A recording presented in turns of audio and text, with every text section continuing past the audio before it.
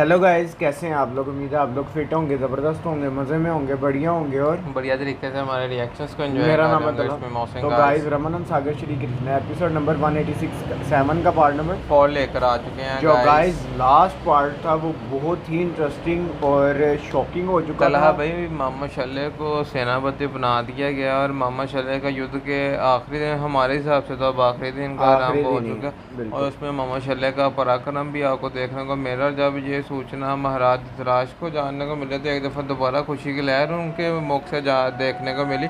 और गांधारी जी हमें देखा ही है कि किस तरह हमें बिजली दी नजर आई। उन्होंने कहा कि ये वही एकदम विध्वंस है या वही है जिस तरह जो दिया दिया बुझने से पहले फड़फड़ाता फड़फड़ाता है। है। तो गाइस चलते हैं वीडियो की तरफ और देते हैं रिएक्शन, देखते हैं आगे क्या देखने को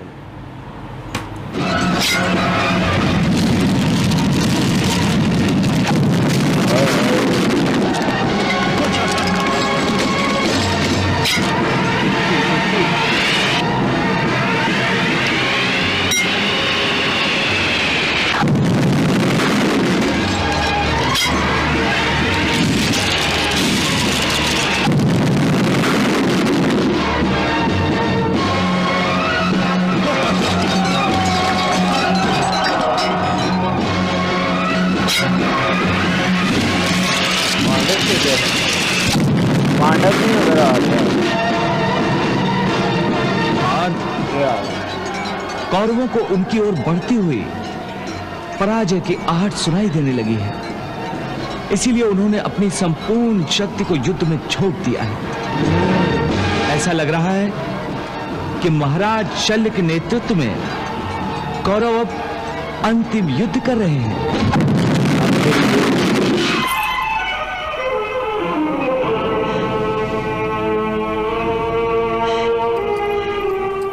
मुद्रिका, मुद्रिका, ऐसा लग रहा है कि युद्ध अब निर्णायक हो रहा है। हाँ महारानी, हाँ मुद्रिका, युद्ध अब अंतिम मोड़ पर पहुंच गया है और मेरी बेचैनी पहले से भी 10 गुना अधिक बढ़ गई है। मेरी धड़कनें किसी तेज गति के घोड़े की टांपों की भांति सुनाई दे रही है। ऐसा लगता है मेरा हृदय मेरे सीने के पिंजर को तोड़कर बाहर निकल आएगा। तुम जानती हो मेरी इस बेचैनी का कारण क्या है?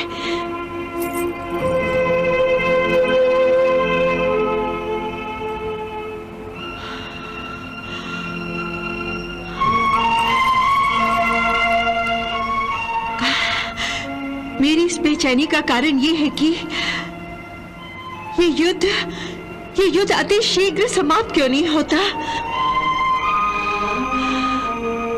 मुद्रिका, जी महारानी, इस युद्ध के साथ साथ अन्याय और अधर्म का एक महापर्व भी समाप्त हो जाएगा और इस युद्ध के बाद कोई भी नारी का निर्लज अपमान करने का दुस्साहस कभी नहीं करेगा, कभी नहीं।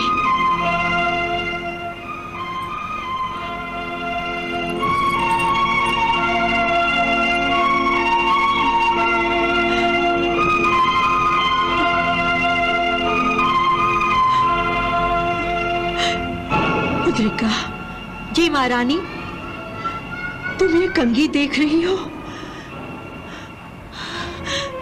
पिछले 13 वर्षों से मेरे ये खुले बाल प्रतिशोध की आग में जल रही एक नागिन की भांति मुझे बार बार डस रहे हैं। इन्हें कंघी की आवश्यकता ही नहीं थी, इन्हें तो प्यास लगी है। प्यास? दुष्ट दुशासन के रक्त की प्यास।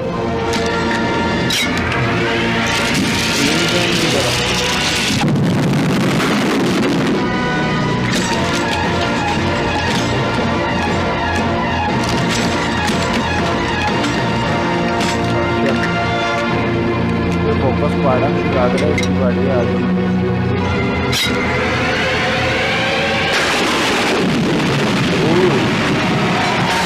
दुशासन को क्या हो गया भाई? मामा श्री, दुशासन अपने आवेश में आकर पांडवों की सेना को ध्वस्त करते हुए आगे आगे बढ़ रहा है। कहीं पांडव सेना उसे छल से घेर न ले।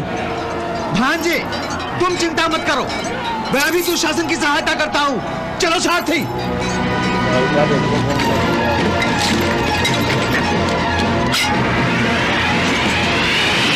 उल्टा तो खा गया।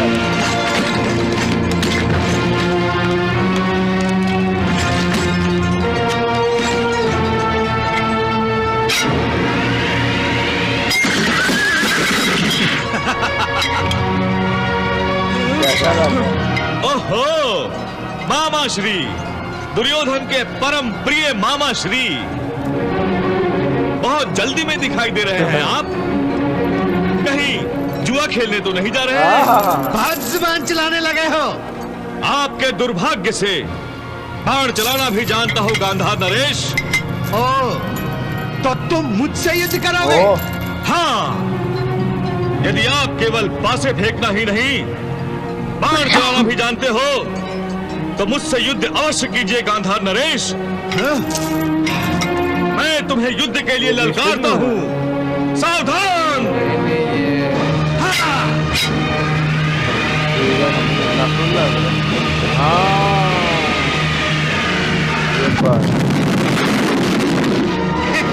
देखा सब बोले? सब बोले।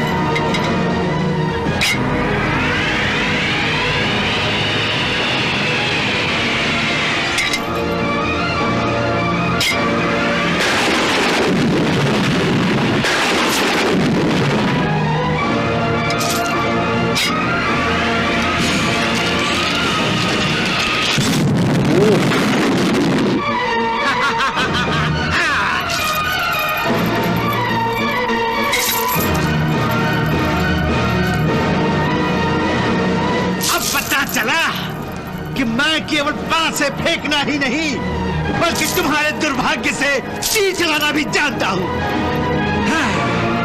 अब संभाल।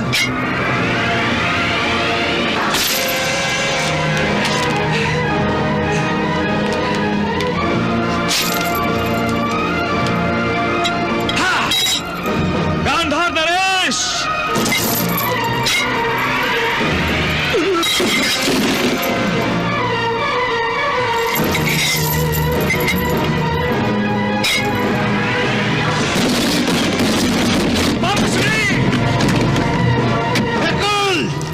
केवल जुए में ही जीतने की आदत नहीं है मुझे, बल्कि युद्ध में भी जीतना जानता हूं मैं।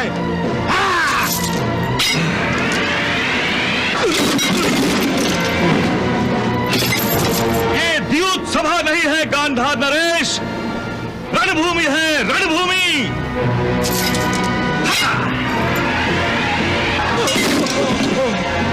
मामा का आखिरी टाइम।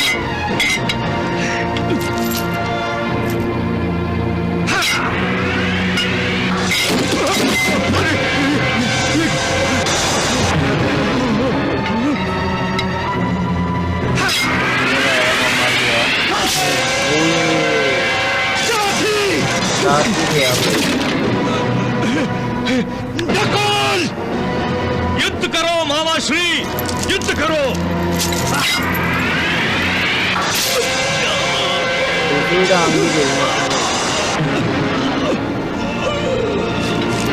छोटे भाई तो पुत्र समान होते हैं और पुत्र पिता की संपत्ति कहलाते हैं। ठीक है, मैं अपने अनुज नकुल को दांव पर लगाता हूं।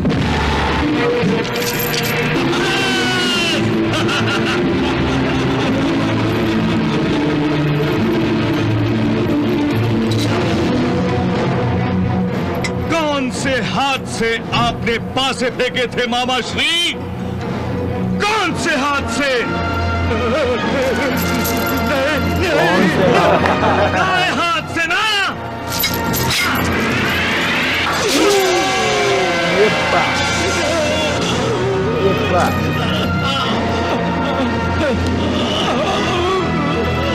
आप ही हाथ से अब आसे पासे नहीं हुआ था ना। गांधार नरेश, किस हाथ से आप दुर्योधन की पीठ थपथपाया करते थे? बाएं हाथ से ना? नहीं, नहीं! ये सही है हार।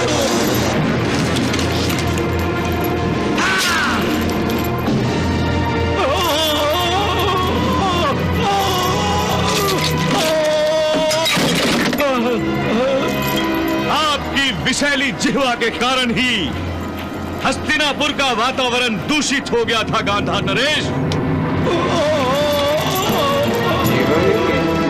आप ही ने एक भाई के मन में दूसरे भाई के विरुद्ध विष भर दिया था।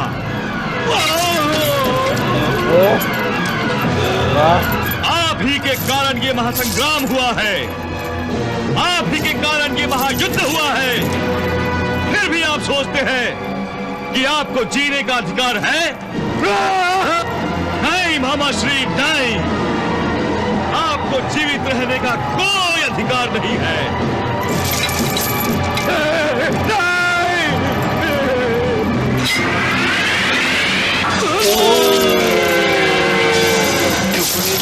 हाँ मेरे पूछते थे ना मामा श्री की बारी का पानी आ गई बारी।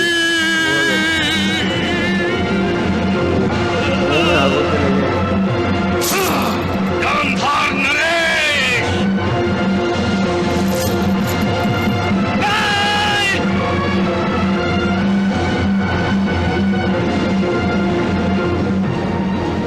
तो गाइस यहाँ खत्म हुआ ये पार्ट। और फाइनली हमने देखा कि मामा शुकनी का टोकन लग गया हुआ है। तो गाइस अच्छा, मामा शुकनी का टोकन इस तरह का लगा है, ये अंदाजा नहीं था। ये अंदाजा वाकई नहीं था। उन्होंने पहले सारा नकुल ने उनको याद करवाया। उन्होंने कहा कि कौन से हाथ में से पासे फेंके थे, ये वाले हाथ से। तब उन्होंने उस पर तीर मारा। उसके बाद जब उन्होंने कहा दुर्योधन को जो तुम यहाँ तक लेकर आए उसको तसल्लियाँ तुम उस हाथ से देते रहे, फिर उन्होंने उस हाथ पर तीर मारा।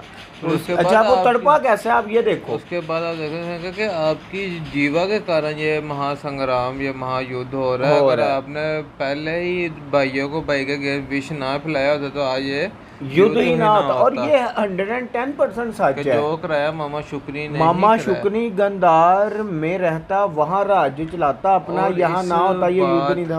अंदाजा आप देखें कि दुर्योधन की माता को भी है। उन्होंने कहा कि जब मेरी उन्हें परवरिश देने का समय था उस समय तो मैंने उन्हें मामा शुकनी के हाथों में दे दिया।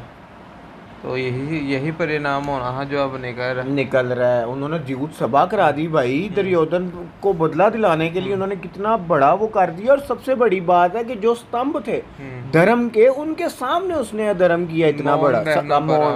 ये बहुत बड़ा था, तो उसी के कारण ये युद्ध हो रहा है। और मामा अब उनका मामा शुकनी को अपने परिणामों का फल मिल चुका है। मुंडी उतर कर नीचे जमीन। तो गाइस अब देखना ये है कि दुशासन और दुर्योधन का क्या हाल होने जा रहा है। तो मिलते हैं नेक्स्ट पार्ट पे, नेक्स्ट वीडियो पे।